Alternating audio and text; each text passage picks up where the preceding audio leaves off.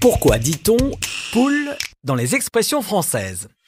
Comme on dit depuis les années 50 dans le langage familier « roule ma poule ». Ce qui signifie « c'est d'accord, ça marche ». Dans cette expression, ma poule est un qualificatif sympathique, affectueux, qu'on utilise avec un bon copain ou un ami. Mais ma poule peut aussi qualifier une femme.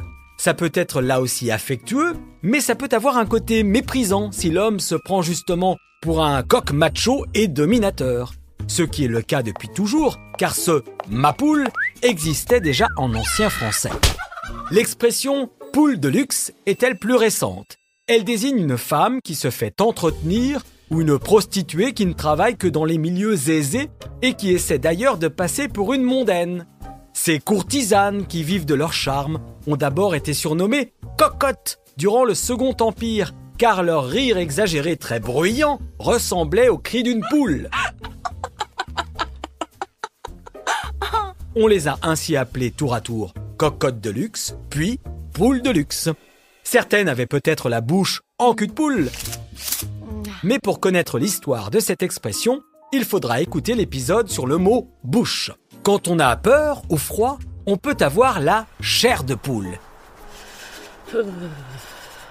qui porte bien son nom, car notre peau, quand nos poils se hérissent, ressemble à celle d'une poule plumée. Les trouillards, ceux qui manquent de courage, on les appelle des poules mouillées depuis le XVIIe siècle, car la poule qui se retrouve sous la pluie perd aussitôt toute vivacité, et sa mollesse s'apparente à un manque de courage face aux intempéries. Cette image a suffi pour être transposée aux hommes. Avec la construction des premiers HLM après la Seconde Guerre mondiale, est apparue l'expression « cage à poules » pour désigner ces appartements exigus de petite taille, comme les clapiers des poules, ou des lapins d'ailleurs, puisqu'on dit aussi « cage à lapins » dans le même sens.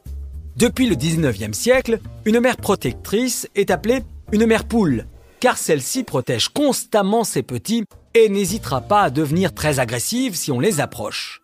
Le papa poule a lui une signification plus affectueuse, celui qui, par amour, peut tout céder à ses enfants. Ceux qui vont au lit très tôt le soir, on dit pour se moquer d'eux qu'ils se couchent avec les poules, car les poules se couchent toujours en même temps que le soleil, quelle que soit la saison. Donc l'hiver notamment, elles se couchent, même si c'est encore l'après-midi. Un joli synonyme de « jamais » avec l'expression « quand les poules auront des dents ». Ce qui n'arrivera donc jamais.